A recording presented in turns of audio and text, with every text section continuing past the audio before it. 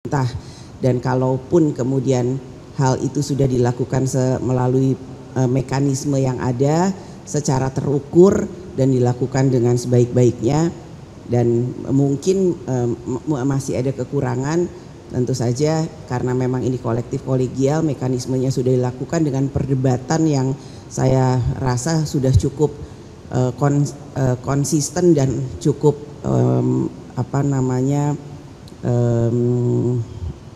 padat. Tentu saja ke depan harus tetap diperbaiki, dan saya berharap bahwa karena memang sudah dilakukan secara aturan dan mekanisme yang ada, ya ke depan mungkin memang harus perlu ada perbaikan-perbaikan, dan saran-saran atau masukan tentu saja akan kami dengarkan. Terima kasih Mbak. Satu lagi soal pengawasan.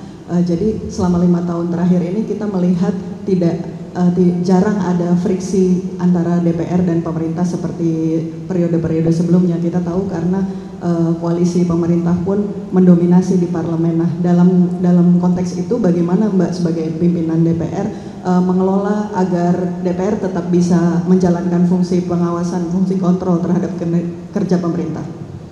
Fungsi pengawasan tentu saja dilakukan secara internal di dalam gedung DPR, yang dilakukan dalam mekanismenya di komisi dan AKD. Itu melalui perdebatan-perdebatan yang pasti sudah dilakukan di ruang-ruang komisi dan AKD yang ada, dan dilakukan secara kolektif kolegial. Jadi kalau kemudian akhirnya didapatkan musyawarah dan mufakat, atau kemudian didapatkan titik temu, yaitu merupakan satu hal yang menurut kami adalah satu hal yang cukup baik untuk dilakukan, daripada kemudian tidak ada satu jalan keluar atau titik temu yang terbaik. Terima kasih Mbak. Izin Mbak Puan, saya Fadlan dari Media Kumparan. Mungkin saya ingin menanyakan terkait dengan isu yang lain begitu, terkait dengan ini kan akan ada gugatan dari Mbak Tia Rahmania menggugat Mahkamah Partai PDIP dan beberapa jajaran lainnya itu ke Pengadilan Negeri Jakarta Pusat. Itu terkait infonya itu mereka membantah adanya penggelembungan suara. Ini bagaimana tanggapannya? Lalu kemudian juga nantinya sore nanti akan ada rencananya Mbak Tia ini akan membuat laporan ke Mabes Polri gitu.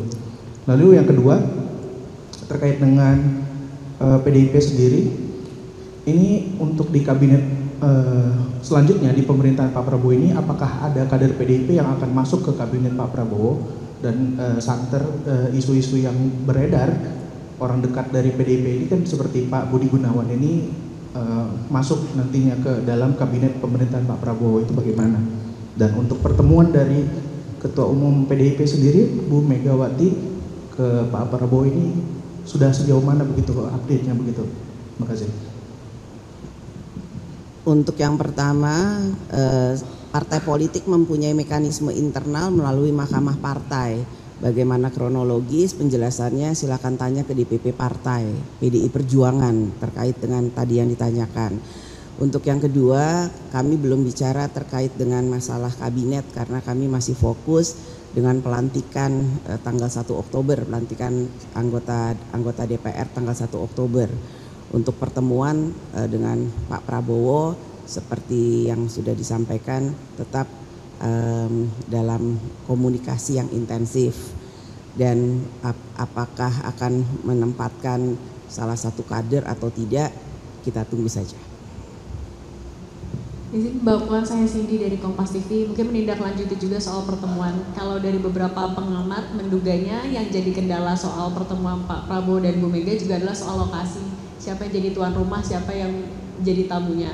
Itu benar apa tidak? Kemudian juga kedua soal rencana atau wacana penambahan jumlah komisi, Bu, kan sedang dikaji, tapi sudah sejauh mana? Apakah harus revisi Undang-Undang MD 3 juga? Lalu apakah sudah diperhitungkan juga kalau memang ada penambahan jumlah komisi, anggarannya mencukupi atau tidak, dan lain-lain, Bu? Terima kasih. Tempat nggak menjadi kendala, tempat pasti asik-asik aja, dan Bu Mega dan Pak Prabowo sama-sama menghargai atau tidak ada keberatan nantinya tempatnya di mana. Kemudian penambahan kementerian dan komisi sedang dikaji, ini kan masih ada waktu sampai 20 Oktober. Jadi kita akan mengkaji dengan sebaik-baiknya bagaimana mekanismenya sehingga tidak ada hal-hal yang kemudian terlewati sehingga nantinya ada yang dilompati mekanismenya. Jadi sabar aja. Udah ya.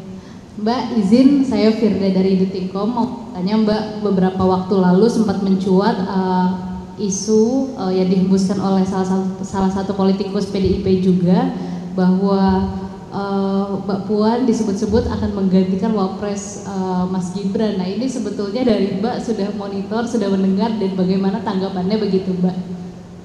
Terima kasih.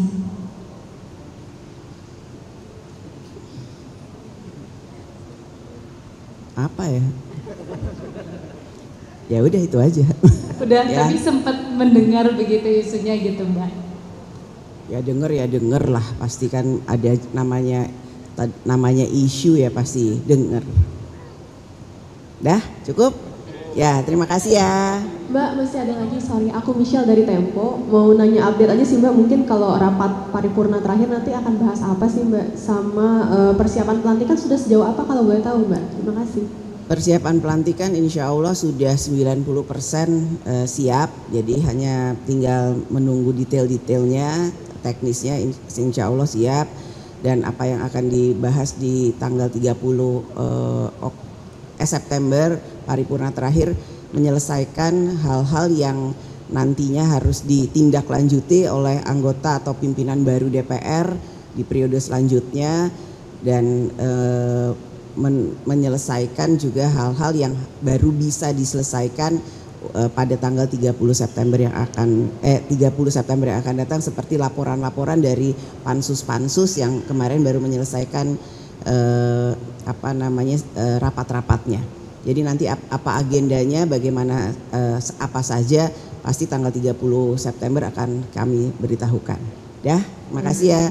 Terima kasih ya, ini rapat kerja terakhir. Makasih ya udah mendukung DPR terus.